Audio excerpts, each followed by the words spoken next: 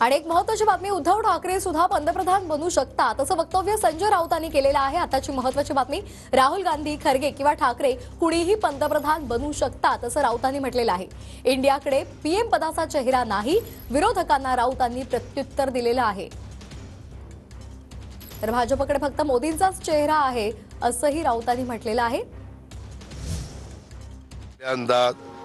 महायुतीचे पंतप्रधान पदाचे उमेदवार नरेंद्र मोदी साहेब आहेत। समोर कोण पंतप्रधान पदाचे उमेदवार आहेत ते पहिले सांगा। हमारी लड़ाई जो है वो डिक्टेटरशिप है, तानाशाही के खिलाफ है, हिटलरशाही के खिलाफ है। और हमारे पास एक से ज्यादा चॉइस है प्राइम मिनिस्टर के लिए। बीजेपी के पास तो एक ही घिसा पिटा चेहरा है 10 साल से 15 साल से, और क्या है। लोगों को चॉइस तो होना चाहिए ना। ये भी बन सकते हैं, ये भी बन सकते हैं, ये भी बन सकते हैं, राहुल गांधी बन सकते हैं, प्रियंका जी बन सकते हैं, उद्धव ठाकरे बन सकते हैं, या खरगे साहब बन सकते हैं। इतने चेहरे हैं ना,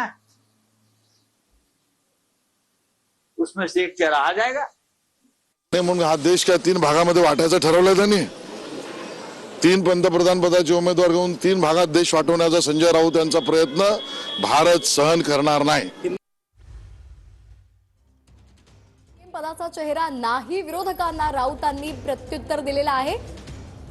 भाजपकडे फक्त मोदींचाच चेहरा आहे असंही त्यांनी म्हटलेलं आहे। पीएम पदाचे 3 उमेदवार देऊन देश वाटायचा ठरवलं का असा शिलारांनी सवाल उपस्थित केलाय। उद्धव ठाकरे सुद्धा पंतप्रधान बनू शकतात असं राऊतांनी वक्तव्य केलेलं आहे।